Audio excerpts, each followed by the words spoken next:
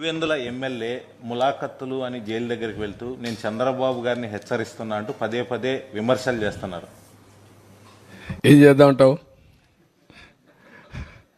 నేను ఏం చేద్దారంట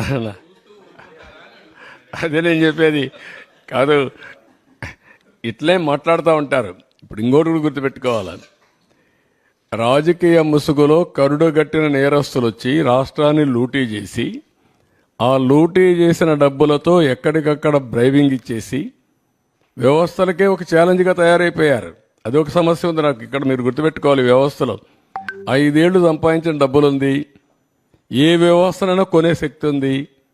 ఆ వ్యవస్థను కొనే పరిస్థితికి వస్తారు. అందుకే మార్నింగ్ కూడా బ్యాంకర్స్ అని చెప్పాను, 200-500 రూపాయలు రద్దు చేయండి, క్యాష్లెస్ విలేజెస్ ఉండేట్టుగా ఎక్కడ చూసినా డిజిటల్ కరెన్సీ ప్రమోట్ చేయండి మీరు అని చెప్పాం. అవన్నీ ఏంటి మనం చెప్పేట్టు లాంగ్ టర్మ్లో